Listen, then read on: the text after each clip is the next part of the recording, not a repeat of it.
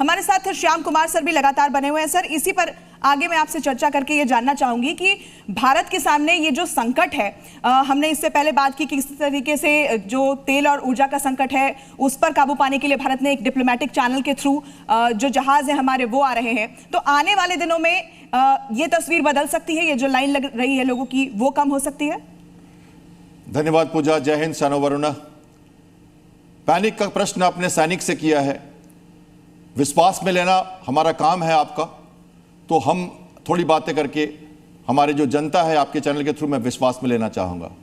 देखिए, कतार से हम गैस लेते थे 50% और वहाँ पे हॉर्मुज में प्रॉब्लम आई है और तेल की कीमतों पे हमारे पास कोई ऑयल शॉक नहीं है, ये हम जानते हैं, इसलिए हम ऑयल के ऊपर अभी पूरी तरह से संतुलित हैं। एलपीजी की जो कॉन्ट्रैक्ट्स है वो पर एनम होती है, हालांकि ऑयल की कॉन्ट्रैक्ट्स जल्दी से हम कर सकते हैं। 5 दिनों में गैस हमारी कतार से आती थी, अब हमें रेड सी से जाना पड़ेगा। अफ्रीका, रशिया या अमेरिका जब हम कह रहे हैं यहाँ तक 30 दिनों का समय लगेगा, तो उसका बैक रिएक्शन होगा। मुझे थोड़ी सी बात कहने दीजिए।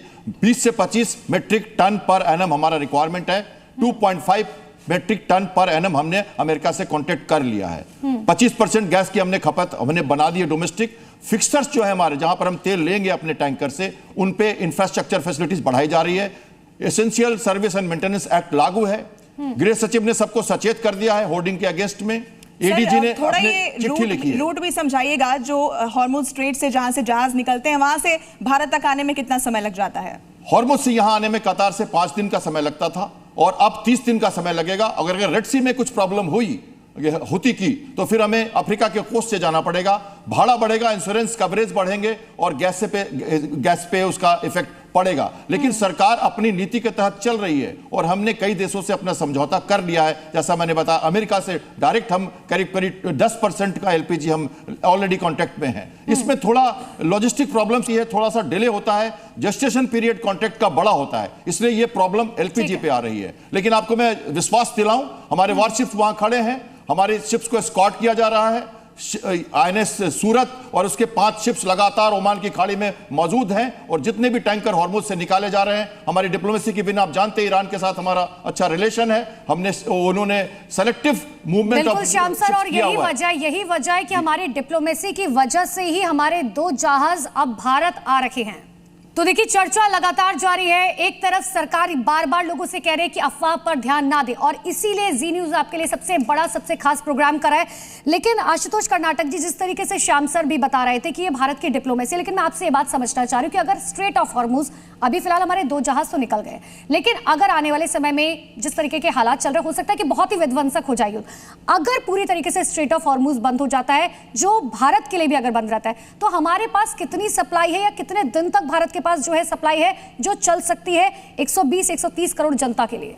देखिए, जितने भी हमारे कनेक्टिविटी है, जो मेरे पास डेटा है या मेरी समझ है, हम लोग आराम से 20-25 दिन उसमें निकाल सकते हैं, कोई दिक्कत नहीं है।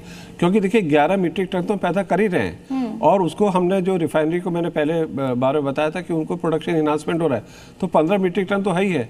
और इससे करीब हम लोग 25 से 30 लाख सिलेंडर पर डे भर सकते हैं, जो अगर डोमेस्टिक में यूज होगा तो डोमेस्टिक विल बी ओके, कोई दिक्कत नहीं है।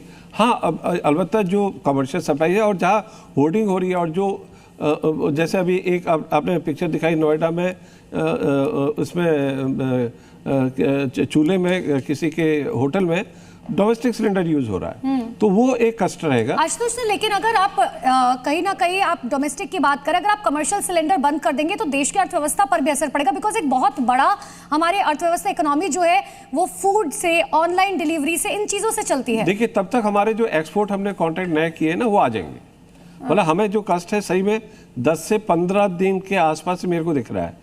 तब तक हमारे जो एक्सपोर्ट कॉन्ट्रैक्ट जो नए हुए हैं, चाहे वो ऑस्ट्रेलिया से हुआ है, कनाडा से हुआ है, नॉर्वे से हुआ है, अल्जीरिया से हुआ है, नाइजीरिया से हुआ है, तो इनकी जो एलपीजी सप्लाई वो आ जाएगी। और हमारे मेरे 7 या 8 एलपीजी टैंकर हॉर्मुज में, वो स्लोली क्योंकि डिप्लोमेसी भी हमारी काम कर रही है, उससे भी चीज़ें इंप्रूव होंगी। So we are, I think, देखो हमको हमेशा we should be on the सकारात्मक नोट, पॉजिटिव थिंकिंग होनी चाहिए that this day will also pass. बिल्कुल। अक्कू सर से मेरा सवाल है, सर हम क्यों ना इस प्रॉब्लम में सॉल्यूशन की बात करें, क्योंकि एक संकट दुनिया के सामने है, वो हमें पता है, वो संकट जो भारत ने क्रिएट नहीं की है, लेकिन इस बीच जिस तरीके से कालाबाजारी हो रही है, जिस तरीके से जमाखोरी की जा रही है, ये एक बहुत बड़ी वजह बन रहा है। हमें इस समय में क्या करना चाहिए? हमारे दर्शकों को समझाइए कि पैनिक नहीं होना है, क्योंकि हमारी मुहिम यही है, हम जमाखोरों के खिलाफ अपनी आवाज बुलंद कर रहे हैं। देखिए, जहां तक पैनिक नहीं होना है तो सबसे पहले तो नागरिकों को चाहिए, जो यूजर हैं उनको चाहिए कि वो पैनिक नहीं हो, लेकिन उसके ज़्यादा फिर जो है ऊपर जो अफसरों के लेवल का काम है वो भी उतने ही कड़क तरीके से नज़र आना चाहिए कि कहीं पर भी एक ज़रूरत से ज़्यादा, अगर किसी घर में 2 सिलेंडर दिख जाए तो उनका सिलेंडर जब्त कर लीजिए। किसी होटल में जो पर्याप्त, अगर उनकी संख्या 3 होनी चाहिए तो 3 के बाद चौथा हो तो वो जब्त करिए। लेकिन यहाँ क्या होता है कि यहाँ अफसरों की वो खेप अपनी जेब गर्म करने में ज़्यादा पड़ जाती है और वो उस तरीके से काम नहीं करते जो उनको करना चाहिए। मशीनरी कमज़ोर है, लोग उसमें उतना एक्टिव होकर काम नहीं करते हैं, तो ये दिक्कतें हैं। लेकिन सबसे बड़ा काम हम सबको चाहिए, हमारे घर में, मैं मतलब इस उदाहरण का माफ़ी के साथ कह रहा हूँ, अगर कोई मौत हो जाती है तो 2 दिन तक चूल्हा नहीं जलता है।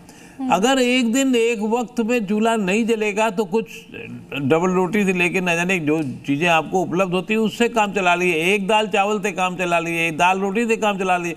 कोई ज़रूरी थोड़ी 5 पकवान बने। लेकिन हमें दिखाना भी है दुनिया को, नहीं नहीं हम बहुत बहुत बढ़िया है, और आप कुछ कटौती नहीं कर रहे। दुनिया मर रही है, दुनिया में आग लगी हुई है, आपको चाहिए नहीं पूरा 56 भोग पकवान चाहिए। क्यों चाहिए भाई?